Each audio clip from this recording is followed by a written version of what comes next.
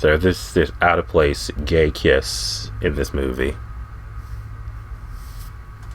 means nothing at all. I thought I'd just put it out there for you guys. So let's talk about a horror movie.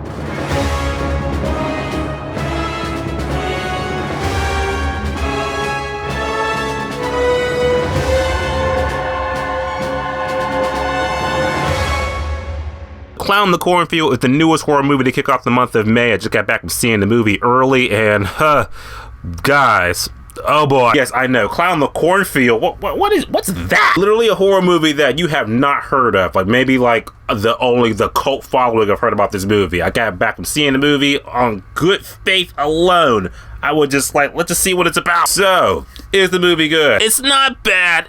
I have seen worse. It's not bad, but it ain't good. Literally, I saw this movie on good faith because I did not see a trailer for this at all. I was just like, Clown the Cornfield. The title sounds like it could be something that could. Like, this is like the definition of a guilty pleasure movie because I'm just like, I have sat through worse horror movies. I have. But it's something about this movie that just kind of just like, it just, the way it was shot, the way it was done, I'm like, this was so made for TV. And it makes me be like, this feels like a late 80s, early 90s horror movie. Like, if this movie came out in the 90s, would be straight on blockbusters on Road 3. Like, Clown the Cornfield. Let's try it. That's why I sum up this movie, because I'm just like, I do not hate it. I don't think it's great. It feels like a movie that should have came out way back in the day. But I'm also just like, if I saw this on Shudder like tonight, just on TV, just sitting back with popcorn and shit, watching, I'd be like, that wasn't bad. But on the big screen for your ticket money, oh, wait till it comes on Shudder. Let's get into good and bad on why Clown the Cornfield comes out in theaters this Friday. I don't think you gotta see it in theaters, honestly, unless you are like a super horror like guru, like you want to see it, but at the same time, like Final Destination comes out next week.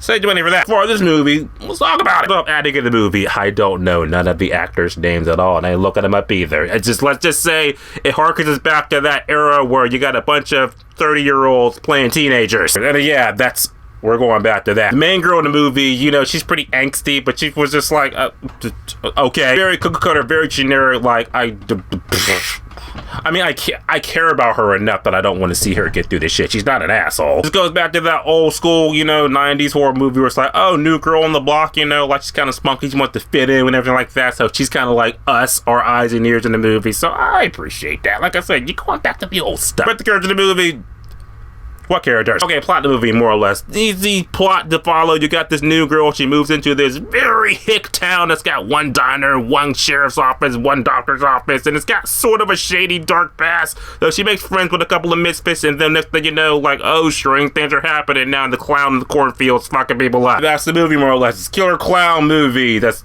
picking people up, picking the teenagers off in this town.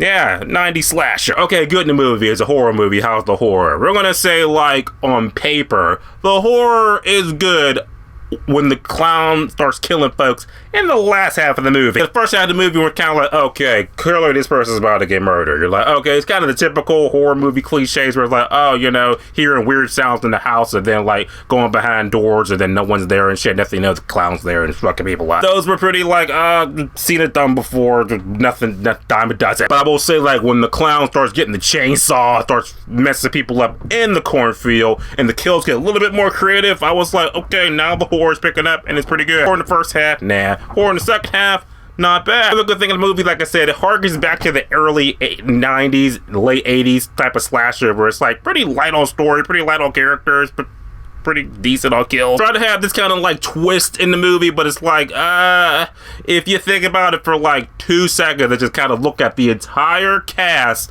in the entire movie, you're like, oh, okay, clearly I know the twist. My mom wanted me to go see this movie, and literally like when the twist was happening, she was like, oh, guess what?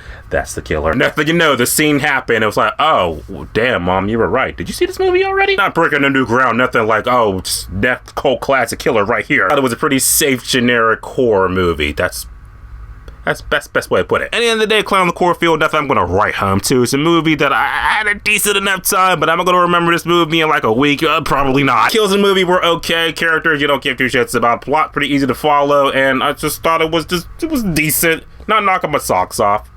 It was okay. So we're gonna see it, stream it, or skip it. I think you already know already. Clown in the Cornfield will probably be a much better movie if you just went ahead and streamed it on Shudder. Clown in the Cornfield, officially theater this Friday. You see it? Not gonna see it? Type below. Let me know your thoughts on it. See you guys in the next video from my Final Destination video. Those are coming. Good bloodline.